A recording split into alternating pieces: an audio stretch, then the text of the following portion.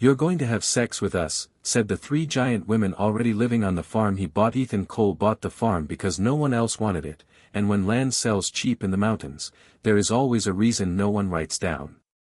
The deed came with a laugh from the clerk, a pause from the lawyer, and a warning from the old man at the general store who said nothing more than, "That place don't like being owned." Ethan didn't ask questions. He had come west with scars he didn't speak of, a past that rattled louder than any ghost story, and a simple belief that hard work could bury regret deeper than memory.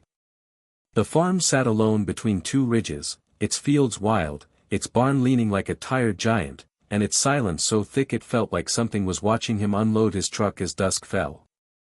The first night he slept in the farmhouse with a rifle beside his bed and boots still on his feet, because the wind didn't sound right here. It didn't whistle, it whispered.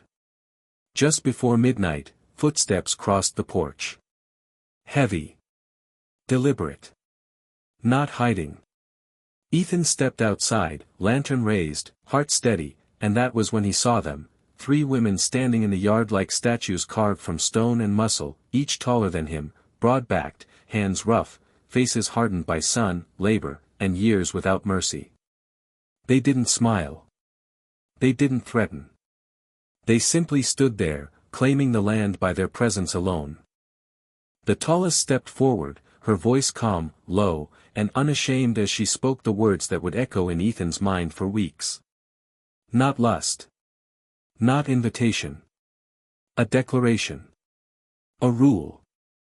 She told him men didn't come here without belonging, without binding themselves to the land and the lives already rooted in it. That ownership here was different. That survival demanded intimacy, loyalty, and commitment beyond comfort. Ethan didn't flinch, but his pulse hammered because he understood something important. This wasn't about desire. It was about power, fear, and whether he would run like all the others. He told them the land was his by law. They laughed, not cruelly, but knowingly. Men before him had said the same. Those men were gone. What surprised them was that Ethan didn't draw his rifle or raise his voice. He said he'd stay the night. One night. He said he'd work the land at sunrise and prove he belonged through sweat, not fear. The women exchanged glances. The tallest nodded. "One season," she said. "Then the land decides." Morning came with aching muscles and no sign the night had been a dream. Ethan repaired fences until his hands split. He hauled water, cleared stone, and worked beside the women in silence. They didn't help him at first. They watched. Tested. Withheld kindness the way a harsh land withholds rain. But he stayed. He didn't stare. He didn't demand. He listened. By the end of the week, the farm felt awake.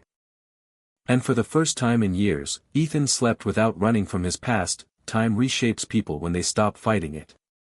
The women, Maeve, Rowan, and Clara, were not villains, nor temptresses, but guardians shaped by abandonment and betrayal.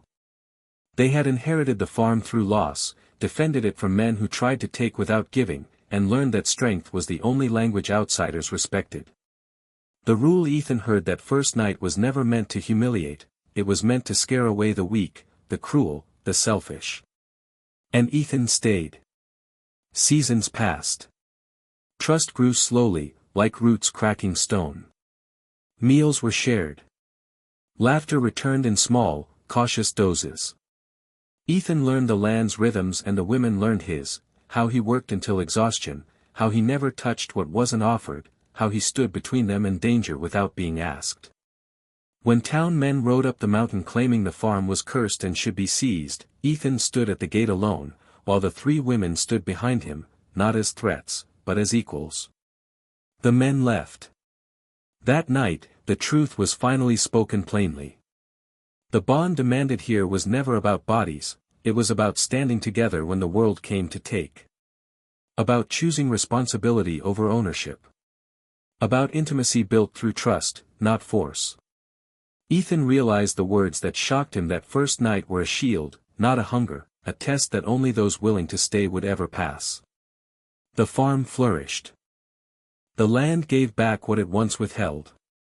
And Ethan, the man who came to disappear, found something stronger than redemption. He found a place that chose him back. Some places don't want owners. They want caretakers. Some tests aren't meant to break you. They're meant to reveal who you are. And if this story stayed with you, subscribe to the channel, because the strongest stories aren't about power taken, but power earned.